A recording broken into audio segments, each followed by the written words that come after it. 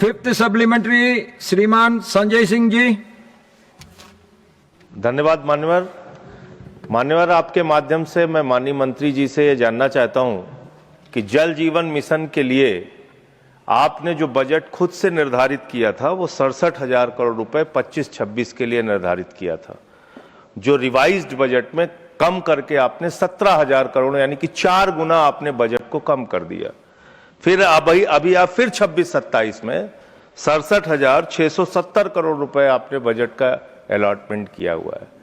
तो क्या ये सिर्फ भरमाने के लिए, देश को ये बताने के लिए कि हम बहुत बड़ा बजट अलॉट कर रहे हैं और वास्तविकता में कोई काम नहीं होता? और मान्यवर, आपके माध्यम से मैं माननीय मंत्री जी से पूछना चाहता हूं कि जल जीवन मिशन के तहत जो टंकियां टूट रही हैं, क्या उसको एड्रेस करने का, उस पर कार्रवाई करने का कोई तरीका आपके पास है? मैं उत्तर प्रदेश का उदाहरण दे सकता हूं, सीतापुर, लखीमपुर, सुल्तानपुर, ऐसी 50 टंकियां हैं जो टंकियां चली ही नहीं मान्यवर, और वो शुरुआत में ही जैसे ही पानी देने का काम उस टंकी से शुरू हुआ, वो टंकी टूट गई, ध्वस्त हो गई, जमींदोज हो गई।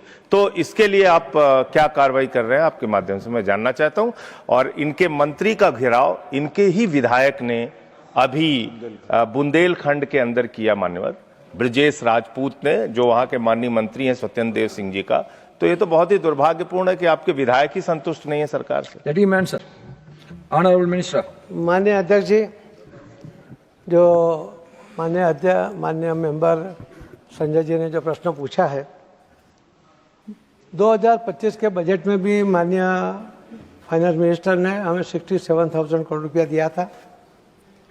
जो कंप्लेन आ रही थी ऐसे भी वो 2024 में ये पूरी स्कीम खत्म हो गई थी, मगर माननीय फाइनेंस मिनिस्टर ने कहा था 2028 तक हम उसको आगे ले जाएं, उसके लिए उन्होंने पैसा भी दिया था।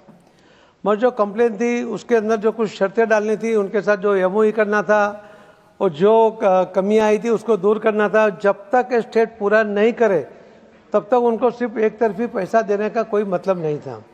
उसी के कारण जब सितंबर के अंदर जो फाइनेंस मिनिस्टर के अंदर रिव्यू होता है, उसके अंदर उन्होंने जब पैसा यूज़ नहीं हुआ था उसके लिए उसको 17,000 करोड़ उन्होंने अलॉट कर दिया।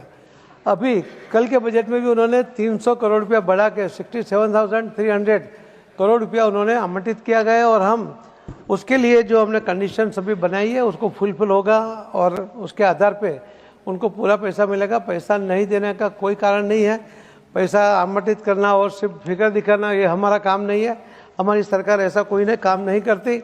आपने देखा होगा कि जितनी भी योजना इस सरकार की चलती है, 11 साल में एक भी योजना पैसे की वजह से रुकी नहीं है।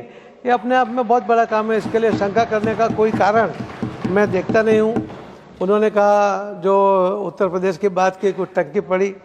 अब जब 16 करोड़ कनेक्शन यहाँ दिए गए हैं और अलग अलग राज्यों ने जो किया है, मगर जहाँ भी टंकी टूटी है, पहले तो ज़माने में ठेकेदार के ऊपर भी कोई एक्शन नहीं होती थी, मगर आज देखिए हमने 6-6, 7-7 ऑफिसर सहित, ठेकेदार सहित सबको जेल में डाल दिया है। उसको यानी उसके ऊपर एक्शन ली गई है। ऐसे कड़क एक्शन लेने का पहले इतने सालों में कभी नहीं हुआ था। ये काम अभी इसके अंदर हो रहा है। मैंने आपको कई बार ये प्रश्न रिपीट हो रहा है, इसके लिए कर रहा हूँ कि इसके अंदर कोई भी कमियाँ होगी, कोई क्षति होगी, जो जवाबदार होगा उसके ऊपर पूरा एक्शन होगा। और ये जो 24 के बाद उसको जो एक्सटेंशन देने का तय हुआ है, उसके अंदर भी जो आगे का पैसा है 2024 मार्च तक में जितने डीपीआर हमने सैंक्शन किए होंगे उसी के लिए हम पैसा आवंटित करेंगे। उसके बाद कोई स्टेट ने अपने मर्जी से कुछ किया होगा, उसके लिए हम कोई जिम्मेवारी नहीं लेते हैं। जी।